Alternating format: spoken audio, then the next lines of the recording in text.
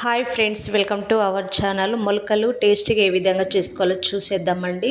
దీని కొరకు మనకి ఇంట్లో ఉన్న శనగలు, బఠానీ, పెసళ్ళు, రాగులు, సజ్జలు, జొన్నలు, అదేవిధంగా పల్లీలను కూడా తీసుకుంటున్నానండి. వీటిని అన్నిటిని మనం ఒక బౌల్లోకి తీసుకొని ఒక 3-4 టైమ్స్ వీటిని శుభ్రంగా క్లీన్ చేసుకోవాలండి. ఈ విధంగా క్లీన్ చేసుకున్న తర్వాత వీటిని మినిమం 8 అవర్స్ వరకు నానబెట్టుకోవాలండి.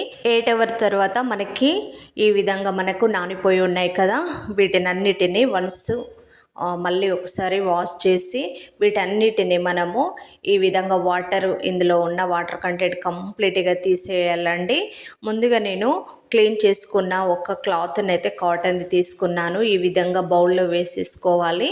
వేసుకున్న తర్వాత ఇందులో ఉన్న కొంచెం వాటర్ ఉన్నా కూడా పూర్తిగా తీసివేయాలండి. ఈ విధంగా మనము ఫోల్డ్ చేసుకుందాము. కాటన్ క్లాత్ అయితే ఖచ్చితంగా తీసుకోండి. ఇక్కడ నేనైతే కర్చీప్ కొత్తది ఉంది, సో అది తీసుకున్నాను. వీటిని అన్నిటినీ ఈ విధంగా మనము గట్టిగా పిండేయాలండి. అసలు వాటర్ కంటెంట్ అనేది కంప్లీట్గా లేకుండా చేసి ఈ విధంగా మనము గట్టిగా టైట్ చేసేసుకోవాలండి. వీటన్నిటిని మనము ఇదే బౌల్లోకి నేను పెట్టేస్తున్నాను. మినిమం ఇప్పుడు ఏ టైంకి అయితే మనము దీన్ని బౌల్లో పెడుతున్నామో అదే టైంకు మళ్ళీ తీయాలి. అంటే మినిమం ఒక 24 అవర్స్ మాత్రం ఖచ్చితంగా ఉండాలి. చూస్తున్నారు కదా, మనకి మొలకలు అనేది చాలా పర్ఫెక్ట్గా వచ్చేసాయండి.